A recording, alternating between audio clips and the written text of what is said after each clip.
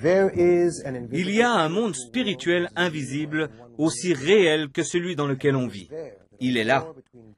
Satan est en guerre contre Dieu. Dans le cas de David, il semblait que Satan avait gagné. Mais la Bible dit que Jésus est venu pour détruire l'œuvre du diable. Et même si Satan a des pouvoirs, l'amour, la puissance de Jésus-Christ est de loin beaucoup plus grande que la puissance destructrice du diable. Après 10 longues années, David Berkowitz va découvrir cette étonnante puissance de Dieu en prison. Je marchais dans la cour de la prison, une froide nuit d'hiver. Seul, je tournais en rond, mais cette nuit, un autre détenu s'approcha de moi et me dit « David, Jésus t'aime beaucoup. Dieu a un plan pour ta vie. Il m'a demandé de venir te dire qu'il a un plan et des projets pour ta vie. » Je lui dis « Écoute, Dieu ne s'intéresse pas à moi, je sais bien que Dieu n'est pas pour moi. Je ne crois pas que Dieu m'aime. Je ne suis pas une bonne personne. Je n'ai jamais rien fait de bon. Pourquoi Dieu m'aimerait-il » Il dit « Je voudrais que tu le découvres. » Et quelques semaines plus tard, il m'offrit une Bible de poche. Vous savez, ces Bibles de poche que distribuent les Gédéons. Il me dit de lire les psaumes, ce que je fis. Je fus très surpris. Je n'avais jamais lu de paroles si merveilleuses. Toutes ces choses commencèrent à toucher mon cœur. Par exemple, dans le psaume 18, il est écrit « Je t'aime, ô Éternel, ma force. Éternel, mon rocher, ma forteresse, mon libérateur, mon Dieu, mon rocher, où je trouve un abri, mon bouclier, la force qui me sauve, ma haute retraite. Je m'écrie, loué soit l'Éternel, et je suis délivré de mes ennemis. » Mes ennemis, j'ai beaucoup d'ennemis.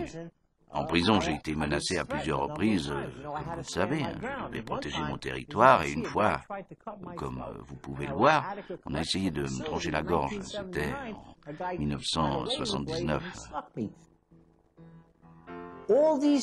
Toutes ces années, j'étais dans les griffes du diable. J'en avais même marre de la vie, j'en avais marre de tout. Je me disais, laisse-moi tranquille, je suis en prison, je vais crever ici, un point c'est tout.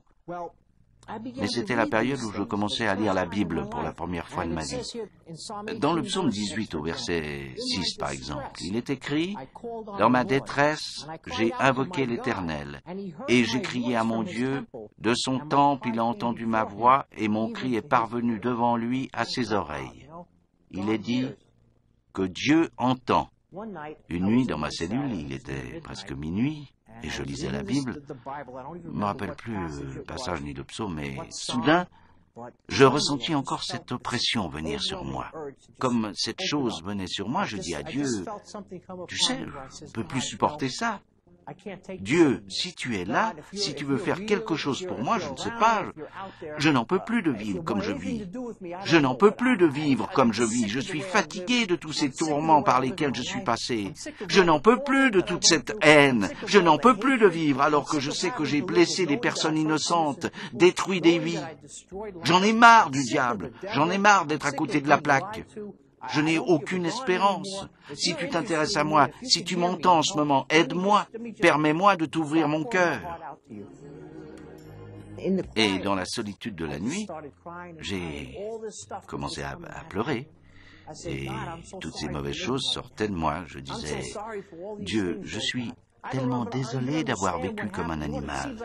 Je suis tellement désolé pour toutes ces choses, Seigneur Dieu. Je n'ai même pas compris ce qui m'est arrivé, Seigneur. C'est comme si je n'avais jamais eu un moment de paix. »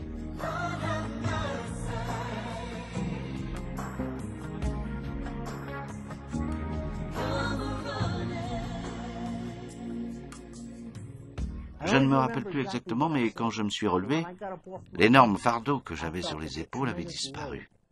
Je sais que quelque chose s'est passé, a changé. Changer. Mais est-ce qu'une personne comme David Berkowitz peut réellement changer? Conversion veut dire changement. La Bible dit que quiconque est en Christ est une nouvelle créature. Toute chose du passé devient nouvelle. Cela veut dire que ce que vous avez fait hier est aujourd'hui effacé. Vous avez changé. Il fut un temps où le diable a utilisé ses mains, mais aujourd'hui, grâce à la grande miséricorde de Dieu, ses mains sont utilisées pour bénir les hommes. David Berkowitz commit des crimes odieux, et Dieu lui a pardonné parce qu'il s'est repenti de ses péchés. Il était sincère, et c'est là le point important. Je suis tellement heureux et reconnaissant pour ce que Dieu a fait dans ma vie. Je suis un assassin, un homme enfermé derrière les murs d'une prison depuis 19 ans. Et Dieu m'a montré qu'il voulait me pardonner et me donner une nouvelle vie. Steve Hill était toxicomane, un voleur, un menteur. Maintenant, il est chrétien, c'est un évangéliste, il aime les gens, il se soucie d'eux. David Berkowitz, un tueur en série qui faisait peur aux hommes, passe son temps aujourd'hui à prier pour eux, à les aimer, les conseiller et à les prévenir. Changer, voilà ce dont il est question. Aujourd'hui, Dieu m'utilise ici en prison pour aider d'autres hommes. Je leur apporte un message d'espoir, un message d'encouragement. Je leur fais savoir que Jésus veut les aider, que Jésus-Christ peut transformer leur vie, qu'il peut reconstruire leur vie brisée, qu'il veut rassembler les morceaux. Si Dieu sauve quelqu'un comme moi, un assassin, et qu'il a fait de moi, aujourd'hui, son serviteur, il le fera pour n'importe qui. Il le peut. Personne n'est trop mauvais pour lui. J'étais autrefois le fils de Sam, mais aujourd'hui, Dieu m'a donné un nouveau nom, fils de l'espoir. C'est mon nouveau nom.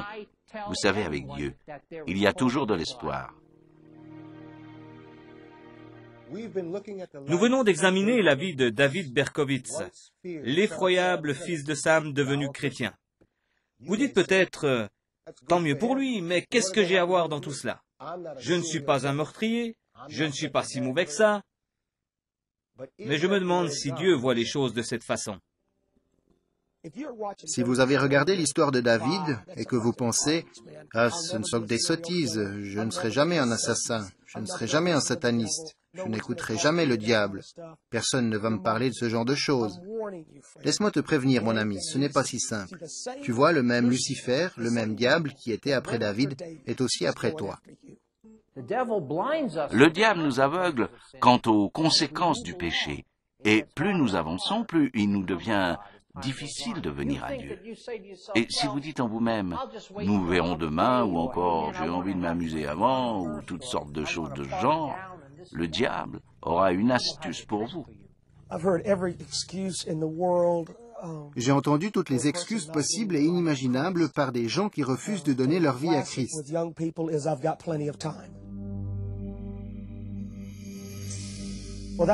La plus classique pour les jeunes, c'est « j'ai encore le temps ». Eh bien, c'est encore un mensonge du diable. Il vous dit que vous avez encore le temps. Il dira « le chemin de Christ est vrai, mais donne-toi du temps ». Tu te donnes du temps, tellement de temps que tu finis dans une tombe avant d'avoir pris une décision. Beaucoup d'entre vous ont entendu ce message, mais vous ne prêtez pas attention à ce que je dis. Et pourtant, peut-être que dans peu de temps, vous aurez quitté ce monde.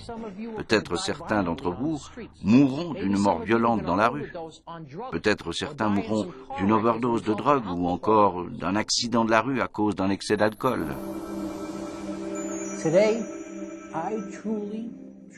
Aujourd'hui, je pense vraiment et sans aucun doute possible que sans Jésus-Christ, je serais en enfer. Je serais perdu pour toujours, dans la mer des tourments. In the darkness, where everything is unknown, I face the power of sin on my own. I did not know of a place I could go, where I could find a way to heal my wounded soul. He said that I could come into His presence without fear, into the holy place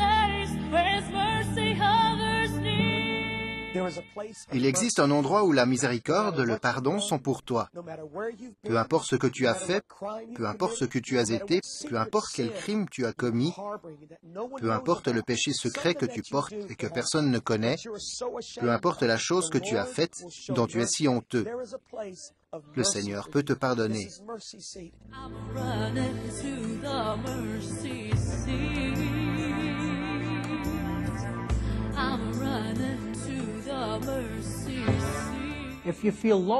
Si tu te sens seul, abandonné, coupable, Dieu t'invite à venir vers lui. Il a porté tes fardeaux, il te pardonne. Dieu va te montrer sa grâce, son pardon, il va nettoyer ton cœur. La Bible dit que Dieu va te débarrasser de ton péché, loin comme l'extrémité de la terre, et te renouveler. Il va te montrer sa grâce.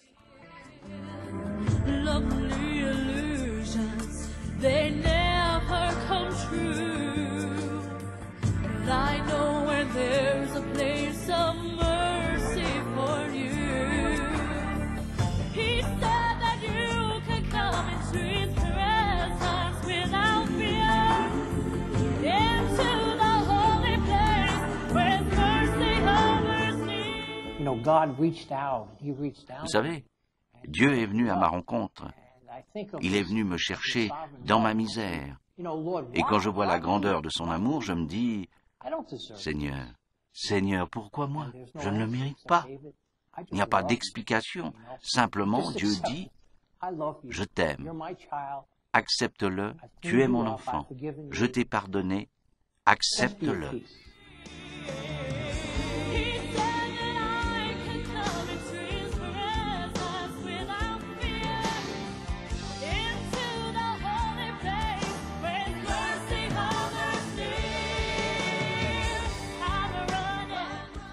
Aujourd'hui, c'est le jour du salut.